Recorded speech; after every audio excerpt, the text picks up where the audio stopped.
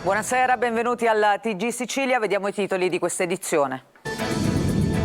Seviziata con una lametta, nuovi inquietanti dettagli sulla morte di Delia Zarniscu, una delle due vittime di Naro. Convalidato intanto il fermo del 24enne accusato del duplice femminicidio, atteso per domani l'arrivo dei RIS.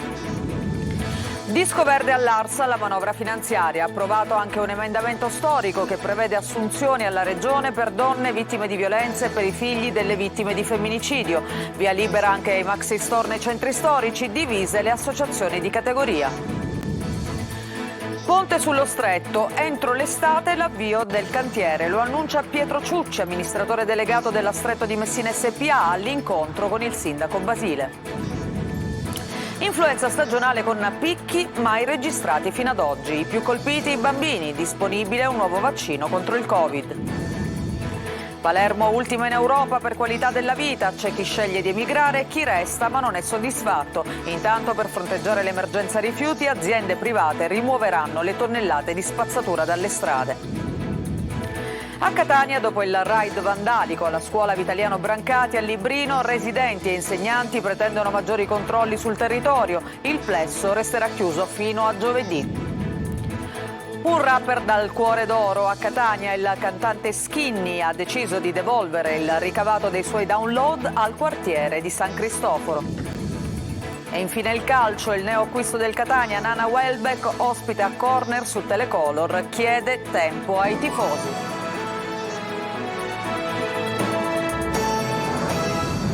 Bentrovati, lo avete sentito dai nostri titoli. Delia Zarniscu è morta tra mille sofferenze, seviziata tra le altre atrocità subite con una lametta, e quanto emerge dal provvedimento di convalida del fermo del romeno di 24 anni accusato del duplice femminicidio di Naro. Domani intanto sono attesi i RIS per ulteriori rilievi all'interno delle abitazioni delle vittime. Sentiamo Roberta Lunghi. Seviziata con una lametta e ferita alle gambe al solo scopo di provocarne sofferenza. Si aggiunge atrocità all'atrocità nei dettagli del femminicidio di Delia Zarniscu, 58 anni, una delle due donne uccise nel centro storico di Naro, nell'Agrigentino. L'ennesimo sconcertante particolare dopo quelli dei colpi alla testa con l'angolo di un grosso televisore e con una stufetta è emerso dal provvedimento di convalida del fermo di Omar Edgar Nedelkov, il romeno 24enne accusato di duplice omicidio e vilipendio di cadavere, per il quale il GIP Jacopo Mazzullo ha disposto l'arresto in carcere. Al giovane è stata contestata anche l'aggravante della crudeltà. Dai rilievi del nucleo investigativo antincendi dei vigili del fuoco di Palermo nell'appartamento di Vicolo Avenia, dove è stato trovato il cadavere carbonizzato dell'altra vittima, Maria Russ, 54 anni, è stata confermata l'assenza di tracce di benzina o altro liquido infiammabile. L'incendio sarebbe stato appiccato alla poltrona, dove nei pressi è stato rinvenuto il corpo della donna. Nel frattempo il municipio e il sindaco Brandara ha ricevuto la figlia di Maria Russ, Marcela, che ha lanciato un accorato appello a tutte le altre ragazze che sarebbero state molestate dal romeno arrestato a denunciare per avere giustizia. Domattina nelle abitazioni di Via Vinci e Vicolo Avenia arriveranno i RIS di Messina per eseguire ulteriori rilievi. Torniamo a parlare dello stupro di gruppo che è avvenuto al Foro Italico di Palermo. Il legale dell'imputato, all'epoca minorenne, ha depositato una serie di documenti, tra i quali un video girato la sera degli abusi, nel quale si vedrebbe la ragazza offrire da bere ai 7 giovani in un locale della Vucciria. Circostanze che, secondo gli avvocati, smentirebbero quanto sostenuto dalla vittima, che ha sempre raccontato di essere stata fatta ubriacare. In altre immagini, depositate anche dagli altri 6 indagati che hanno scelto il rito abbreviato, si inquadrerebbe la vittima mentre mostra alla comitiva filmati di suoi rapporti intimi invece di gruppo. La tesi delle difese evidentemente è dimostrare che la 19enne fosse consenziente. Sono tante le novità che arrivano all'approvazione della legge finanziaria della Regione siciliana, ma la più importante di tutte le norme approvate oggi non è contenuta nella legge di stabilità, ma nella legge stralcio. Gli orfani delle vittime di femminicidio e le donne rimaste sfregiate al culmine di aggressioni di questa natura potranno essere assunte per chiamata diretta dalla Regione. Sentiamo Maglio Viola. Stabilizzazione di precari, incentivi ai medici in prima linea, nuove norme per gli insediamenti dei grandi marchi nei centri storici, aiuti all'agricoltura, misure a sostegno dei comuni sia per gli effetti delle migrazioni che per l'uscita dal dissesto e tanto altro. Ma su tutto l'approvazione della legge di stabilità e il bilancio della regione in tempo per evitare l'esercizio provvisorio. Dopo 21 anni la Sicilia tornerà a poter pagare i propri conti con continuità e senza ritardi, almeno queste le premesse. Sono gli effetti del via libera alla finanziaria regionale siciliana dopo una maratona durata 24 ore all'Ars, con 39 voti favorevoli, 24 contrari, sono stati approvati bilancio e legge di stabilità, mentre il maxi emendamento no, quello sarà votato a parte come legge autonoma. Schifani ringrazia tutti, Falcone parla di momento storico e sull'approvazione nei tempi piovono commenti positivi da tutto il mondo produttivo, ma la partita non è ancora chiusa. In discussione adesso c'è la norma stralcio da 100 milioni di euro ed è all'interno di quella legge che arriva il via libera ad un'altra norma. In Sicilia le donne che hanno subito violenza che ha portato a una deformazione o uno sfregio permanente e gli orfani di femminicidi potranno essere assunti per chiamata diretta dalla pubblica amministrazione. Si tratta di un ampliamento della legge regionale che prevede questi benefici per le vittime di mafia. A poter assumere saranno la regione, gli enti locali, le aziende sanitarie e gli enti o gli istituti degli stessi vigilati. Una norma sulla quale mette il cappello il deputato Sud Chiama Nord, Ismaele Della Vardera, e alla quale applaudono tutti, ma che adesso dovrà superare il vaglio di legittimità. In passato un analogo ampliamento della platea dei benefici della legge sulle vittime di mafia era stato impugnato e la regione aveva perso nelle sedi giudiziarie. E passa anche la norma per la presenza di maxi store nei centri storici delle città divise, le associazioni dei commercianti. Giusy Lazzara. Sarà un cambiamento che potrebbe rivoluzionare il paesaggio commerciale dei centri storici delle città siciliane. Nel maxi emendamento approvato con la finanziaria regionale c'è la possibilità di ampliare da 200 fino a 600 metri quadri la superficie dei negozi nelle zone centrali delle città. La norma fa già discutere e divide le stesse associazioni di commercianti. Negozi più grandi, strutture di parcheggio in zona semicentrale e poi vedremo rifiorire le città. Amsterdam, guardi, io cito sempre Amsterdam. Amsterdam è un esempio, non ha fatto i centri commerciali a 5 km dal centro, li ha fatti nel centro, su 5 piani. La modifica delle superfici di esercizi di vicinato, come viene definita tecnicamente, dovrebbe tener conto del piano commerciale, che ad esempio a Catania è fermo da 40 anni. Non comprendiamo le ragioni di questa scelta da parte della politica, che guarda molto più alle grandi strutture di vendita e non va a salvaguardare gli esercizi di vicinato che rappresentano il volano vero della nostra economia. Soddisfatto, si dice Edi Tamaio, l'assessore alle attività produttive della Regione, che aveva promosso l'emendamento ritenendo un importante cambiamento per i commercianti costretti a regole non in linea con i tempi. A Messina, vertice in vista dell'avvio del cantiere per il ponte sullo Stretto. Il sindaco Basile ha incontrato l'amministratore delegato della Stretto di Messina SPA, Pietro Ciucci. Si è parlato anche del piano espropri. Sentiamo Francesco Triolo. Rimane l'obiettivo dell'estate 2024 per l'avvio dei primi lavori sul territorio. Il cronoprogramma verso la posa della prima pietra del ponte sullo Stretto procede spedito. A Messina oggi l'amministratore delegato della società Stretto di Messina, Pietro Ciucci, ha confermato che a gennaio, massimo inizio febbraio, approderà in Consiglio di amministrazione per l'approvazione l'aggiornamento del progetto ambientale e finanziario con il piano dei costi di gestione e sostenibilità. Un aggiornamento che prevede anche il quadro sismotettonico dell'area dello Stretto, rivisto al 2023. Ma alla base dell'incontro che Ciucci ha avuto con il sindaco di Messina, Federico Basile, c'era il piano, le modalità e le procedure per gli espropri con l'aggiornamento del protocollo firmato nel 2011. Prossimamente avvieremo le attività propedeutiche preventive per gli espropri e stiamo aggiornando il piano degli espropri, faremo tutte le comunicazioni previste dalla legge e anche di più, per affrontare per tempo tutte le problematiche in vista poi dell'avvio formale della procedura espropriativa al momento in cui il CIPES approverà il progetto tra qualche mese e con l'approvazione del progetto la dichiarazione di pubblica utilità. L'obiettivo, ha dichiarato Ciucci, è la mediazione e il confronto tra le parti per raggiungere accordi consensuali con gli espropriati. Il sindaco di Messina ha confermato la piena collaborazione per gli adempimenti previsti e la comunicazione alla cittadinanza. Basile ha sottolineato però il ruolo centrale che la città vuole avere nella individuazione delle opere di accompagnamento e di pianificazione infrastrutturale, con l'obiettivo di massimizzare le ricadute positive del ponte sul territorio. E adesso cambiamo argomento, parliamo dell'influenza che sta dilagando nel paese, che sta colpendo soprattutto i bambini. Per l'infettivologo Cascio si tratta di una diffusione record ed è importante vaccinare anche i più piccini. Intanto arriva proprio sul fronte dei vaccini un nuovo vaccino contro il Covid. Roberta Lunghi. 2 milioni gli italiani a letto solo nelle ultime 2 settimane e la colpa è tutta dell'influenza. Antonio Cascio, responsabile del reparto di malattie infettive del Policlinico di Palermo, disegna una mappa della popolazione di virus che al momento fa registrare un record. In realtà si parla di sindromi simili influenzali che hanno raggiunto dei picchi mai raggiunti in passato. Si parla di 18 per 1000 assistiti. Questi picchi di incidenza sono ancora più alti nella fascia d'età da 0 a 4 anni, quindi nei bambini più piccoli.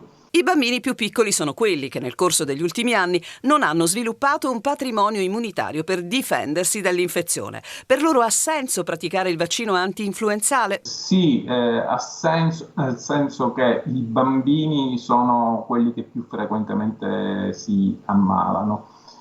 Possono portare poi l'influenza a casa dove ci sono i genitori, i nonni e quindi persone anziane fragili che teoricamente possono avere ancora complicanze. Ma se l'influenza rappresenta il 40% dei virus che in questo momento colpisce gli italiani, il 10% è invece legato al Covid. La maggior parte delle persone ritengono che il Covid sia diventato una patologia meno importante, meno grave. E in parte hanno ragione. C'è da dire che ci sono tante persone fragili, le persone soprattutto quelle le più anziane, le persone con comorbidità, che purtroppo lo stesso potranno avere delle forme gravi e purtroppo qualcuna continua a morire. Nel centro vaccinale del Policlinico di Palermo da ieri è disponibile un nuovo siero anti-Covid, il Nuvaxovid, aggiornato contro l'ultima variante. La novità non sta nella capacità di copertura contro il virus, che appare la medesima di quelli attualmente disponibili, quanto piuttosto nella tipologia. La novità sta nel fatto che non è un vaccino da mRNA. E siccome c'erano tante persone che avevano tanta paura di questi vaccini ad mRNA, questo nuovo vaccino di fatto risolve queste paure.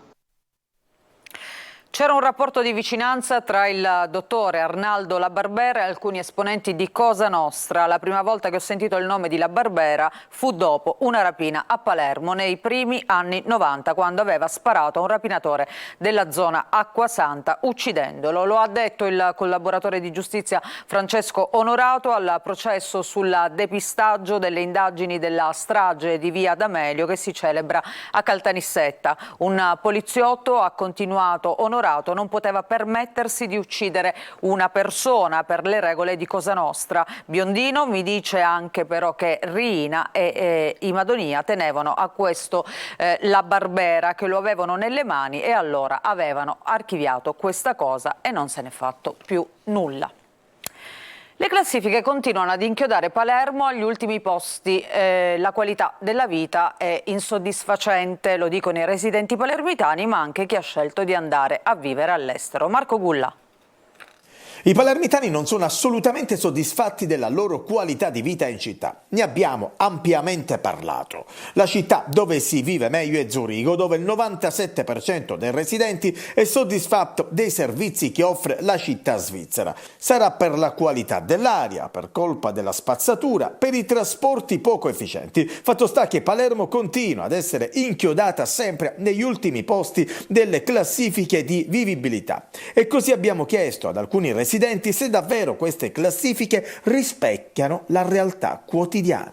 Abbastanza invivibile, io lo dico intanto da professionista e lavorando col turismo, ne senti di ogni tipo, di ogni colore, lo dico da madre, avendo figli insomma in età da vivere la città, ovviamente si tende sempre a scappare. Palermo non ha mezzi pubblici, Palermo non ha organizzazione, siamo avvolti dall'immondizia. I principali problemi restano sempre gli stessi: il lavoro che non c'è, il degrado che aumenta in alcune zone che vengono lasciate isolate e distanti dalla vita della città, il bisogno di cambiare vita che però non viene accontentato, non viene esaudito da chi lo chiede con insistenza, soprattutto da queste periferie. E poi ci sono i palermitani che hanno deciso di andare via e magari vivere proprio a Zurigo, come questo giovane chef di Altavilla Milicia. Zurigo, la prima città, avendo vissuto comunque in entrambe, avendo lavorato in entrambe, in cui attualmente lavoro e vivo sempre a Zurigo, posso dire che la qualità della vita a Palermo è molto precaria, come anche la qualità della vita lavorativa. Purtroppo i servizi non soddisfano la richiesta, non arrivano a soddisfare la richiesta e anche la puntualità. Ma andando oltre questo, il lavoro non gratifica più di tanto, si lavora appunto spesso a nero. Perché siamo ridotti a questo? Palermo era una città meravigliosa, siamo ultimi in Europa, io lo reputo una cosa gravissima, bisognerà fare di tutto, bisognerà correre per rinascere e risalire queste classifiche. E i segnali di una quotidianità non proprio soddisfacente arrivano anche dagli episodi di vandalismo. Ieri sera, poco prima della mezzanotte, all'altezza del Ponte Miraio, un mezzo della linea notturna 7 è stato danneggiato dal lancio di sassi da parte di alcuni vandali. Restiamo a Palermo. Aveva detto a un automobilista che non poteva entrare con la vettura nell'isola pedonale in piazza San Domenico, ma l'uomo al volante per tutta risposta lo ha investito in pieno prima di darsi alla fuga. La vittima ha riportato contusioni guaribili in una decina di giorni, è rimasta ferita anche la compagna. E sempre a Palermo una delle piaghe della città è l'emergenza rifiuti. RAP e ditte esterne al lavoro, quindi per ripulire le strade dalla spazzatura. La partecipata infatti si è affidata a ditte private per fronteggiare questa emergenza. Sentiamo. Alla fine la RAP, l'azienda che si occupa della raccolta rifiuti a Palermo, si è arresa e così per fronteggiare l'atavica emergenza spazzatura si è affidata a ditte esterne. 5 ditte private sono già in azione in città per fronteggiare l'emergenza rifiuti e altre ne saranno individuate per coprire i turni di raccolta. È l'unica strada che al momento può percorrere la RAP per non lasciare l'immondizia in strada, visto che le sigle sindacali nei giorni scorsi hanno revocato l'accordo che garantiva i doppi turni di lavoro e quindi teneva in piedi il servizio.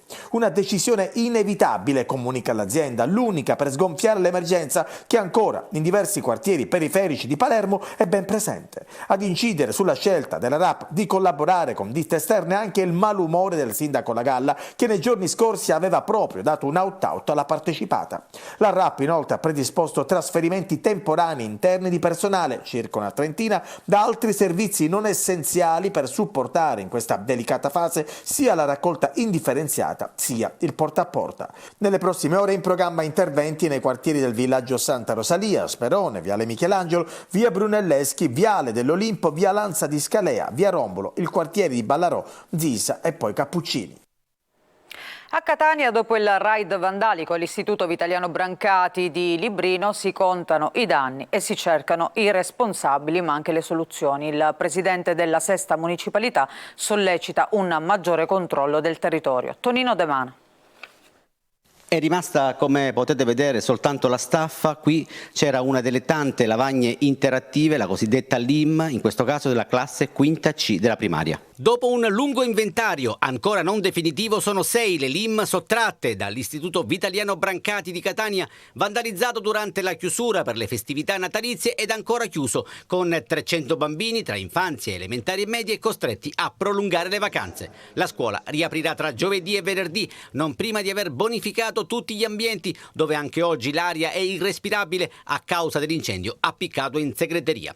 E l'interrogativo principale è uno: perché sono stati dati alle fiamme i faldoni della scuola? Quale messaggio si voleva lanciare? A rispondere al quesito è il presidente della sesta municipalità, Francesco Valenti, che ha convocato un consiglio straordinario per fronteggiare l'emergenza. Cosa c'è dietro questi raid vandalici? direi la volontà di fare danno e danneggiare assolutamente dei plessi scolastici che sono un'eccellenza sul nostro territorio. Cosa fare? Sicuramente chiedere maggiori controlli da parte delle forze dell'ordine anche per il tramite dell'operazione Strade Sicure. Questa è una proposta che è stata lanciata già in passato dal nostro Consiglio e secondo me può essere una soluzione ideale per pattugliare dei plessi purtroppo spesso isolati e difficili da controllare. Questa potrebbe essere una buona soluzione. Ingenti danni alla Vitaliano Brancati, siamo entrati nell'ufficio di presidenza dove ancora tutto è a soqquadro. A terra la cassaforte che i vandali non sono riusciti a violare. Chissà se l'obiettivo fosse proprio il denaro all'interno e non riuscendo nell'intento per ritorsione sia scattata la folle idea di incendiare la scuola. E adesso parliamo di un fenomeno della musica rap catanese che in pochi anni si è affermato anche a livello nazionale. Lui è Skinny, ha soltanto 20 anni e con il ricavato dei suoi download aiuta il suo quartiere San Cristoforo. Eva Spampinato. Sono Skinny, sono un rapper catanese, ho 20 anni, faccio musica da 4 anni e sto cercando di portare un po' di cultura hip hop, trap soprattutto, qua a Catania. Lui è Noah Magro, ma tutti lo conoscono come Skinny, il nome d'arte d'obbligo nel mondo della musica rap e trap, dove è diventato un fenomeno conosciuto a livello nazionale, collezionando numeri da capogiro.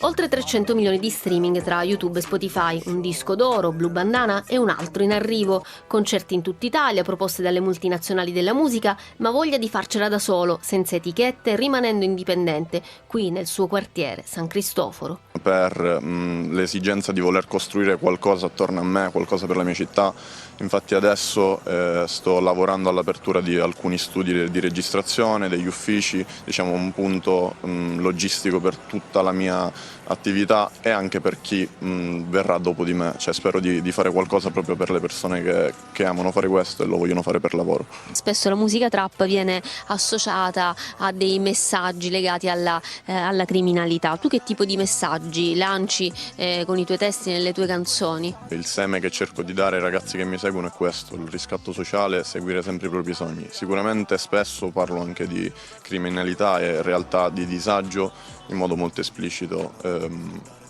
però d'altronde sto soltanto raccontando una realtà che effettivamente mi circonda e circonda noi a Catania e anche in altre parti d'Italia. A Natale Skinny ha realizzato un progetto di beneficenza per i bambini di San Cristoforo, dove spazzatura, buche e abbandono la fanno da padrone. Piccoli eroi ci siamo dati da fare, se non lo facciamo noi chi ci dovrebbe pensare? Nessun aiuto, solo Skinny, la sua ragazza e la sua crew. Ludovica è entrata nelle case di 23 famiglie, ha raccolto dati, taglie per i vestiti, sogni e desideri dei bambini. Skinny li ha trasformati in regali. Tutto raccontato in un video, Non sorrido, il cui ricavato servirà per riqualificare uno spazio del quartiere. Farlo è stata una grande esperienza, cioè la loro accoglienza, la loro gratitudine, il loro amore è stato veramente, mi ha riempito tanto. Da piccolo piangevo perché non mi stava bene, ma dicevo a mia sorella non è nulla da temere, siamo diventati grandi ma eravamo ancora bebe. E noi ci fermiamo per una breve pausa, torniamo tra poco con la seconda parte del TG Sicilia per parlare di calciomercato del Catania.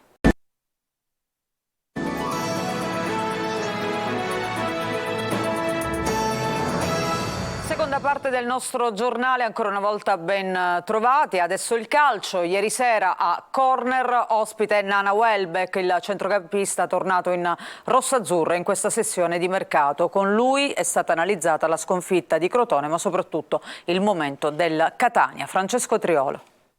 La sconfitta di Crotone ha lasciato tanta amarezza ed anche rimpianti, ma il nuovo Catania è tutto da assemblare. I nuovi arrivi, pur se presi per lasciare il segno da subito, sono stati catapultati immediatamente in campo. Però le sensazioni di chi è entrato da pochi giorni nello spogliatoio rosso-azzurro sono comunque buone, come ha voluto testimoniare ieri sera a Corner Nana Welbeck. Così, situazioni e sensazioni all'inizio erano positivissime e sono ancora positivissime perché ho visto il gruppo che abbiamo, ho visto i giocatori, conosco il mister e ovviamente ho conosciuto anche la società, la proprietà e loro mi hanno trasmesso una carica, un carisma proprio che hanno trasmesso pure a tutti i giocatori. Quindi le sensazioni sono buonissime, ovviamente dalla partita di ieri c'è tanta amarezza. e su questo dobbiamo lavorare. Il ritorno del centrocampista consentirà a Lucarelli di avere a disposizione un giocatore duttile che può adattarsi a diversi tipi di gioco, così da variare anche a gare in corso. Lui è pronto a mettersi in gioco. Allora, diciamo che negli ultimi anni soprattutto ho sempre giocato con sia un sistema a 2 che a 3, quindi per me non cambia tantissimo. E anche l'anno scorso abbiamo fatto un gioco a 2,5, però poi si trasformava anche a 3. Quindi sono anche abituato a questo. E sì, ovviamente il mister chiede d'utilità tattica, cosa che sono d'accordissimo, perché anche per dare imprevedibilità all'avversario ci vuole un po' di movimento. Dopo gli arrivi, adesso in casa Catania si pensa alle cessioni. Da Marsura a De Luca, Dubicas, Ladinetti, Rizzo, Mazzotta, sono diversi i giocatori in uscita. Intanto il Catania ha ufficializzato anche l'acquisto a titolo definitivo dal Taranto di Pietro Cianci. L'attaccante si è legato al club rossazzurro sino al 30 giugno 2026 ed indosserà la maglia numero 90. Con questa notizia noi chiudiamo questa edizione del TG Sicilia. Grazie per averci seguito. Una buona serata a tutti voi.